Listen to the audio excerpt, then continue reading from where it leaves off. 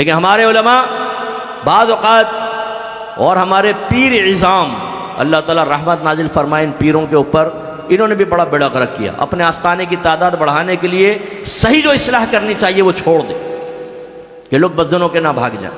فضائل کرامات ذکر کرو، اللہ اللہ.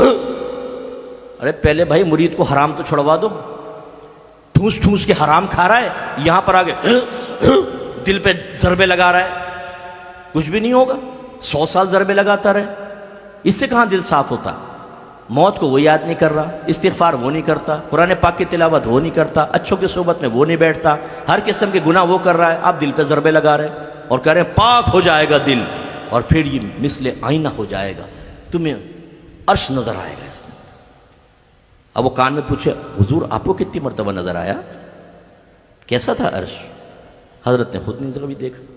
چارپائی کا تصور کر لیتے ہیں ہمیشہ ذہن میں اور کہتے ہیں عرش دیکھ لیا ہم نے.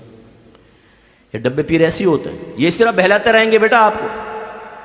آپ آوارہ گردیاں کریں، ہر طرح کا غلط کام کریں، پھر آ کے 1 لاکھ کا چیک دے پیر صاحب کو اور کہے کہ حضور کچھ باطنی حالت خراب ہے، پتہ نہیں میرے آخرت میں کیا ہوگا. چیک لے کے جیب میں رکھیں گے. بیٹا تو فکر کیوں کرتا، فقیر ہے نا، یعنی کرو آوارہ گردی، کوئی مسئلہ نہیں ہے، کرو، لگے رہو، ہے نا. ہم ان لوگوں نے بیڑا غرق کر دیا ہماری قوم کا. امام غزالی رحمۃ اللہ علیہ فرماتے ہیں کہ جس مقام پہ کوئی ایسا عالم دین ہو جو لوگوں کو صرف اللہ کی رحمت کے واقعات بتائے، اللہ کے عذاب سے نہ ڈرائے، اس مقام پر شیطان کو آنے کی ضرورت نہیں، یہی کافی ہے. دیکھا آپ نے، اللہ ان مشائخ پہ ہزارہ رحمت نازل فرمائے جو بغیر لومت لائم کے خوف کے، کسی ملامت کرنے والے کے ملامت کے خوف کے بغیر اپنے مریدین کی صحیح اصلاح کرتے ہیں.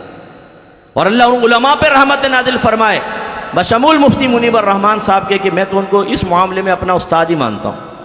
حالانکہ میں نے کتاب ان سے کوئی نہیں پڑھی ہے، لیکن جس ہمت اور جرأت کے ساتھ آج نہیں وہ سالوں سے لگے ہوئے ہیں اس معاشرے کی برائی کو ختم کرنے کے لیے بیانات کے ذریعے، وہ بیچارے کوشش کر رہے ہیں، کوئی نہ سنے تو نہ سنے.